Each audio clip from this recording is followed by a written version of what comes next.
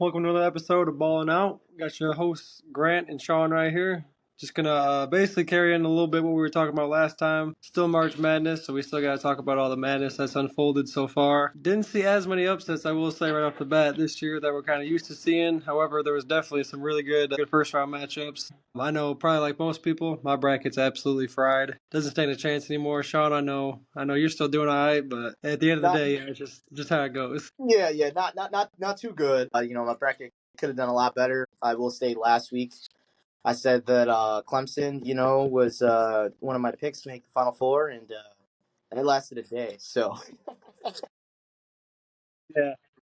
I was to say most my bracket was basically it was about 4 o'clock on that first Thursday, and I didn't make it much further past that. So like if you're like us, and your brackets are cooked, now you're just basically watching your teams out there, watching the madness unfold with us all. So we're gonna dive into a little bit of that, talk about again just these Sweet 16 matchups, highlight a couple of the first and second round games that we thought were pretty interesting or definitely kind of affected our brackets there.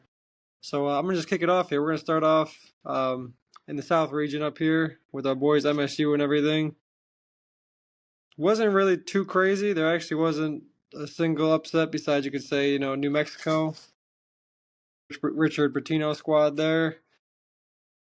But really, yeah, I mean you could say in that second round there, kind of moving forward, if you will, Michigan State took care of business. Michigan, I will say, was in a nail biter against UC San Diego there, but they ended up pulling that one out there. That was actually a pretty good game. Unfortunately, that was just one of the later ones there, so hopefully everyone got to tune in and watch that. But kind of moving on to that second round, if you will, there. I mean, not really too much of a surprise with Auburn, taking care of business against Creighton there. Again, 82-70 victory for them, solid as it is there.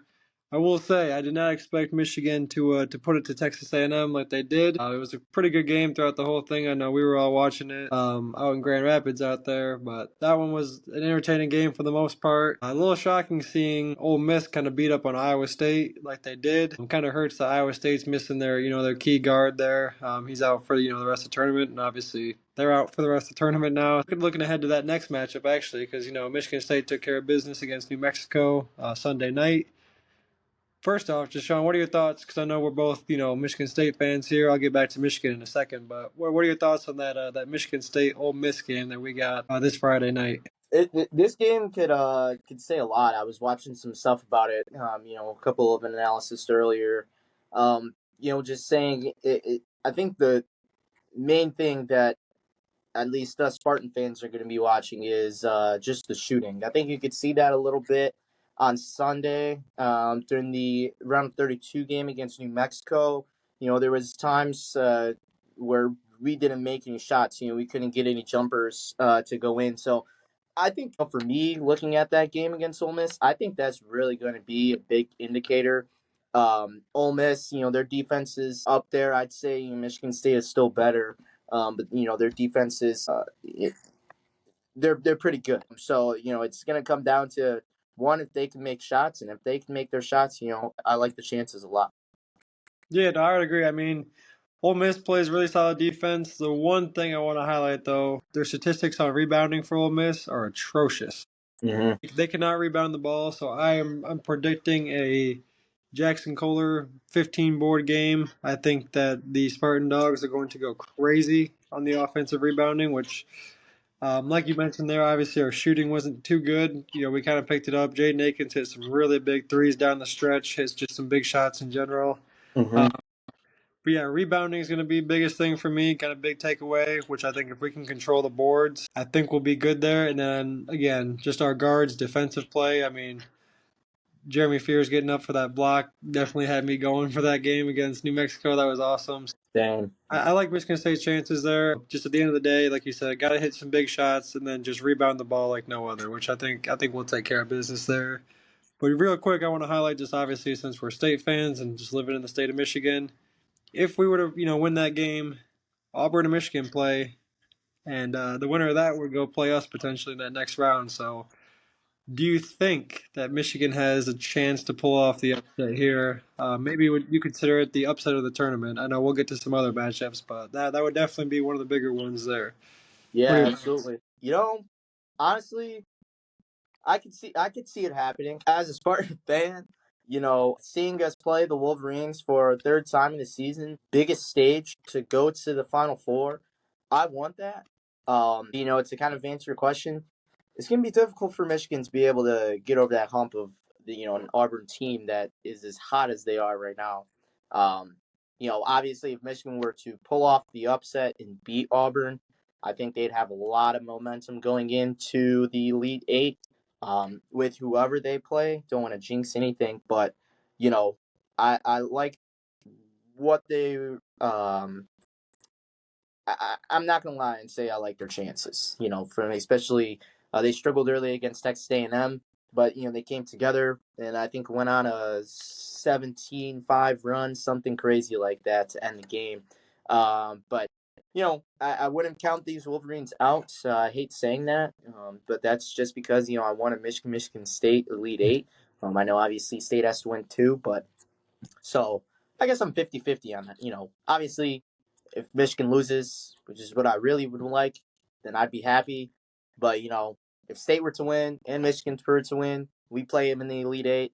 I'd be happy at that as well. So I don't think I got too much complaints on that matchup either way.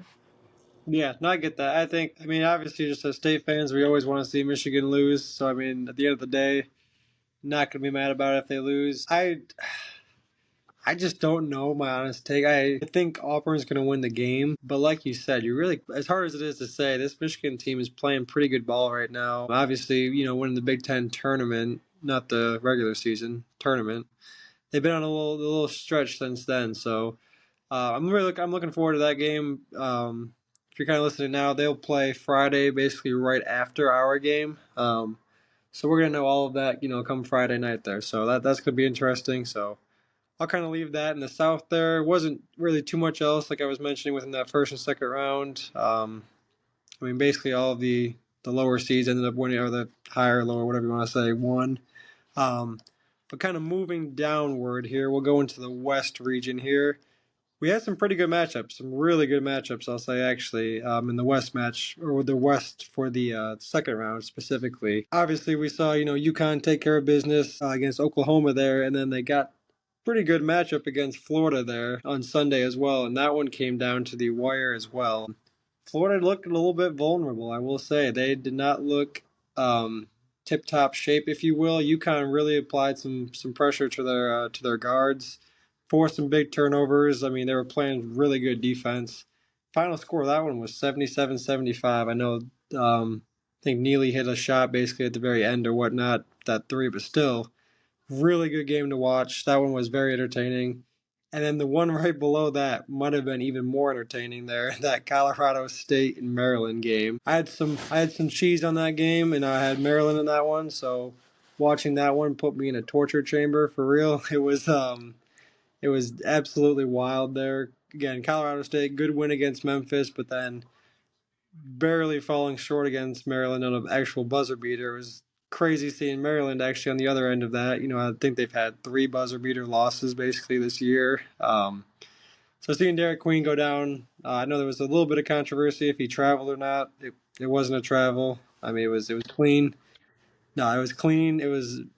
Yeah, it was just a phenomenal move. I mean, he trusted himself right there. He said, basically, give me the ball and let's see if we're gonna win this thing. And that's what happened, and they did. Phenomenal move again, 72-71 victory over Colorado State. Colorado State did look pretty good, I will say. They got some guys out there again, guard play, and then they had a bigger guy too. I forget exactly what his name was. Pretty sure it was number 21 or something, if I believe. He played very well. Again, very very hard coach team there. So that again was a phenomenal game. Kind of moving downward. Again, Drake, Texas Tech wasn't too much there. Drake was in it for a little bit, but at the end of the day, Texas Tech just had, they were just overmatched for him there. They took care of business. Do want to highlight though my Arkansas Razorbacks taking care of business against St. John's there. I was Big watching game. again that very first game for Arkansas against Kansas. Had me stressing. I was very happy to see Hunter Dickinson's career end. He better get ready to flip some burgers at McDonald's or something, because that's all he's got left in the tank. So that was awesome. But then yeah, watching that Arkansas St. John's game again, that one had me fired up. I mean, I don't want to say anything too crazy, but this Arkansas Razorbacks team is looking pretty good, and they got a tough matchup. Thursday night, I believe. I think they have the late game. Excuse me, late game on Thursday. So looking forward to watching that. That's going to be a phenomenal matchup, Arkansas versus Texas Tech there. But yeah, what are your thoughts kind of on this whole region here? Yeah. No, so I just wanted to touch on your Razorbacks right there. A great performance. I can't lie. Yeah. I will have to say though, like Boogie Fland, he makes a difference. Like I can't lie, Oh yeah, he does. he makes a difference. And not all the time, like on the box score, but like just him being out there in the presence. I think it you know gives some weight off the shoulders of the other guys. Um, so I mean, I'm gonna go out on the limb here. I think I had. Yeah, well, I obviously had Arkansas losing to St. John's, but I can't lie. I like Arkansas's chances in this bracket. To go against who are they? Texas Tech right there. So Yep. I think they could beat Texas Tech. Texas Tech, they're a good team, solid team, but just watch them, especially against Missouri. I think they could be beat a little bit. Talked about the Florida UConn game. UConn. I thought UConn was going to pull off the upset, and I was going to be pretty upset about it. I was like, bro, third year in a row, these dudes really finna go win it again. But no, they were Florida was able to get it done, and I agree with your point. Where you're saying Florida has a little bit of weak spots, that can get exposed. Hey, Maryland has struggled. Been up and had an up and down season. I think. As far as like not record wise, but as far as like just playing hard enough and hustle and things like that. I mean, you've seen it, because we watched the Big Ten. But I think that could be a good game. I think Arkansas, they move on to the Elite Eight. I think they play Florida. I'm gonna say Florida and Arkansas right there, into the Elite Eight, and then right there, I'm not gonna lie, SEC matchup again. I'd have to go back, and you probably know a little bit better than me, how those games went between those two teams. But I mean, I wouldn't count John Calipari and the Arkansas Razorbacks out, to be honest with you.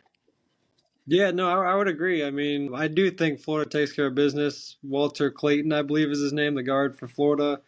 That dude's a hooper. That dude is just flat out good. He's going to give Maryland some problems, I believe, because there was just stretches where Maryland just could not. I mean, again, give credit to Colorado State. They were playing lockup defense, but at the end of the day, I just don't see Maryland pulling that one out. I think their run ends here. But yeah, I don't think Florida is like this unbeatable team that maybe some of us thought before. I mean, like not saying they're going to win it all, but just I thought they were basically a lock for the Final Four, if you will. But man, seeing them now, I'm not 100% sold. I mean, like you kind of mentioned with Arkansas and Boogie Flan there, Boogie just provides depth for this team too. And another thing I will say too is yes, he's a phenomenal guard. He gets the job done. Again, he plays hard on defense. He's got to still find his shot a little bit. He's still working on that, but again, he's phenomenal in that aspect. I think it's our leading scorer, if not one of the leading scorers. Adu Thero, he was actually out that game against St. John's too. He didn't even play. So when you look at it like that, if he's able to come back and play against Texas Tech there, it's going to give the boys confidence there. Again, they're already on a roll here. Calipari's getting the boys fired up there. Calipari's done this for one. He's not new to this. So it's going to be a great matchup there. I'm really looking forward to that one specifically. And an Arkansas Florida matchup would be dangerous there. I forget when Florida and Arkansas played. I don't know if it was when Boogie Flan was out or not. I know Florida won the game, but I'd have to go back and check exactly when to see if Boogie Flan played because this is definitely a team that's playing with a lot more energy right now. So, very curious to see how that were to go if it were to be Arkansas versus Florida. But we'll stay tuned for that. Again, the West has got some pretty good matchups. I'll say there. Kind of heading up to the East, top right bracket up there. Again, I didn't have too much really in this one. I picked a couple different upsets, but there was not a um, single upset in this one. I guess besides Baylor, if you will, the 9 versus 8. Baylor looked pretty good, but at the end of the day, they had to go up against Duke, and Duke just absolutely no disrespect, but they throttled them. It wasn't even a game there. Arizona Oregon's one I do want to highlight just super quick here. Oregon was up like 20-4 at one point against these guys, and they were just dominating. And it basically just took a full 180 there. Arizona ended up kind of again dominating themselves. However, close game to end it out. I mean, Oregon, kind of clawed back there, but Final score there 87-83, for Arizona. So that one was interesting watching that one. I don't know if you caught too much of that game there, but it was definitely a phenomenal game from that aspect. Moving down one though, I'm sure you were watching this one because you were right there with me watching it. The BYU Wisconsin. I had a full crash out moment. I put some cheddar on Wisconsin. No pun intended there. But yeah, Taji did his thing. He dropped 30, but at the end of the day, it just wasn't enough. BYU just kept knocking down three after three. It looked like Wisconsin just could not, find their defensive, assignments there at the end of the game. Just no matter how close they got it to, BYU just took care of business. So that one was interesting again, seeing BYU now in the Sweet 16. And then the Bama St. Mary's game didn't have too much, I'll say, impact there. Bama usually they took care of business basically that whole game right there. What are your thoughts on any of those games over there in the East? East, I think I said this when we did the podcast last week. You said the BYU Wisconsin game was good, but like that whole first round, there is not one single close good game that came out of that region. Then you go on to Saturday, Sunday, the second round. Like other than the BYU Wisconsin game, that was it. I mean, Duke BTA, Alabama BTA. Like it wasn't even anything exciting. And yeah, I think that Arizona Duke game, Caleb Love, I think that is going to be a very good game. I think yes, everyone's talking about Duke, and how good they are, but I would not be surprised if Arizona, it couldn't pull off an upset. I've seen crazier things. And I wouldn't be. I'm not saying like I'd be surprised. If Duke goes on and blows them out the water just because Duke is legit this year. But I would not also be surprised if that Arizona team was able to stay with Duke for a whole length of a 40-minute game, give them problems, and yeah, just be able to possibly go on to the Elite Eight. The other rounds right there, BYU and Alabama. I think Alabama has that in the bag. I think BYU, yes, solid team, but I like Alabama, Mark Spears, all those guys to kind of finish this out. Yeah, I was pretty harsh on Arizona. I kind of thought that maybe there'd be an upset there against first round matchup in Akron. Mm-hmm. I was wrong. I was wrong. Let me tell you, Arizona ended up whooping their ass. It wasn't even close. That was 93-65. I don't know what to think about this Arizona team. I've always thought just a Caleb Love team. Again, I thought he was just basically just jacking up some shots here. I didn't think necessarily he'd be the guy, but he's kind of proving me wrong a little bit. This Arizona team's balling, so I wouldn't go as far as to say that Arizona has a chance necessarily. I think Duke is just really that good. I really do think Duke takes care of business there, but like you said, that'll be a fun matchup to watch. And then Bama BYU, I would like to say Bama's for sure got it, but if BYU's hitting their threes, it could be a different ball game. But I will say, just to Wisconsin's point, after watching them in the Big Ten a whole bunch, I don't know what it was, but they just looked almost lazy at some points. It just looked like they were not. They wouldn't close out on 3-point shots. They didn't look like they really even wanted the game at times. Um, Other than Taji, he was doing his thing, like I mentioned, 37 points. But at the end of the day, you can't be just a one player team here in March Madness. So yeah, it's going to be interesting. The East is probably one of the ones I'd say almost least concerned with. Probably the least amount of watch time I'll have there. Still watching, but at the end of the day, I'm not going to be as invested there. So we'll move on down to the final region here, the Midwest. Again, kind of like we mentioned there, I think we both had Clemson, knocking off Purdue in that next round there, and even giving Houston some trouble, but they couldn't even give McNeese trouble. It was. 13 points in the first half is probably one of the most embarrassing things I think I've ever witnessed in March Madness there from a 5 seed. Just absolutely embarrassing there. So I'm not even going to spend too much time on that one. We both know we were hurting. I'm sure some other people were hurting out there, but yeah, that was tough. Tough scenes there for Yeah, Clemson. yeah, that was. Yeah, I don't got too much to say about that. Yeah, no, it's just one of those ones you just shake your head, say, "Yep, I was wrong," and just keep moving there. Another one too I mentioned maybe potential upset was at High Point. I mean they hung around for a good while. They just Yeah. couldn't get an offensive rebound to save or defensive rebound to save their life. I mean I think Purdue had 26 or 27 offensive rebounds in that game. Like at that point, it doesn't matter who you are. You could have been Duke, and I don't think you win that game in either way. So Yeah. that was tough. But yeah, I mean Purdue took care of business. They looked pretty good against McNeese. They were hitting shots. Braden Smith looking like he's kind of back to his kind of first half of the season start.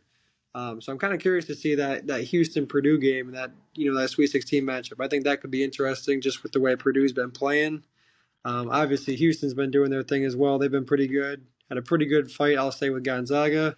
Don't know how much of that game you watched. I didn't watch a ton of it, just to be honest there. I wasn't completely watching it, but yeah, very close game, 81-76. Houston ended up taking the victory there. Kind of moving down here again, another Big Ten team. Illinois took care of business against Xavier, but then just kind of ran out of gas against Kentucky.